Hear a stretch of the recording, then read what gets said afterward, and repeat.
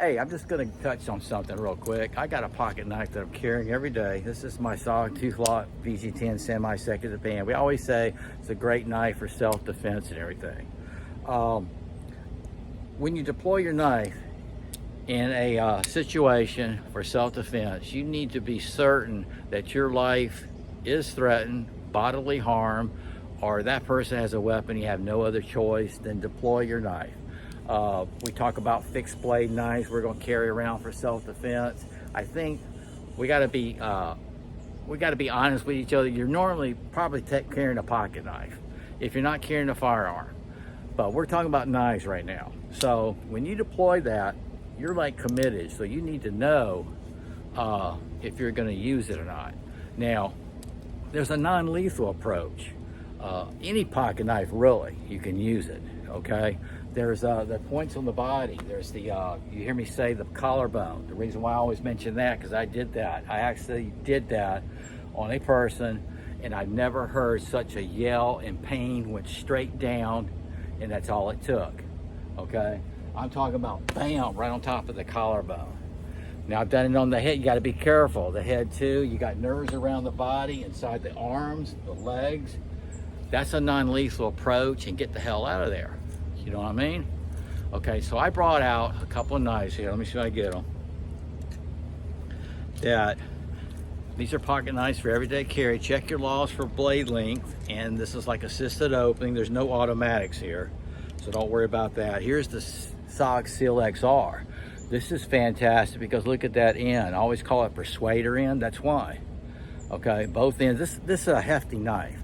So when you pull this out, you're getting pretty well in a situation of no return, so be very careful. And you will have, the law enforcement will show up, and you'll be hours and hopefully videos to back you up on why you use that. You know what I mean? Please use it if your life is in jeopardy. All right, here's the AT, the SOG Trident AT. And I picked this one out. It's assisted opening. Check your laws. It's the first responder's dream knife. It has a lanyard hole here and a glass breaker here. Okay, so there you go. You got the 2 points that you can use. The temple. There's so many areas on the body that will cause such pain enough for you to get out of a dangerous situation. That's the SOG AT Trident. Now here's one. This was gifted to me by a fellow composer years ago. This is the Vanquish, black label Vanquish. I believe Browning puts it out. But anyway, they designed this. It has an Emerson type opening in the pocket, but it's not Emerson. See, it's a lot larger. What's on this end right here? It's a liner lock. This right here. Okay. It has the ring. People like the finger ring. You put it in your pocket. Now the thing I'm trying to keep away from is when I deploy this, it's gonna snag, and then you got your weapon opened up.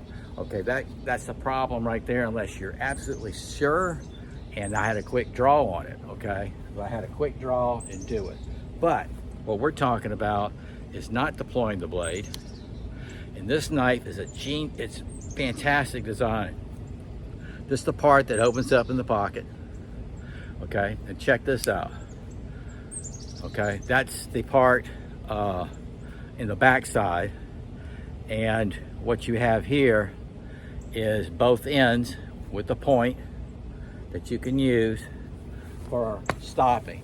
You can read up on the Vanquish. It's designed, I forget who the designer was, but just a fantastic idea. It's in your hand. It's not going to slip out. You're holding on to it. And you can just hit pressure points, the top of the head, collarbone, leg, whatever. And that's a neat way to get out of something if you had to. That's my input for today. Kind of my thoughts for the day. You can use a pocket knife. You can use a fixed blade knife, but we're talking about pocket knives today. You can use it in a non-lethal way for self-defense, which, you know, yeah. Alrighty guys, y'all take care and SOG out.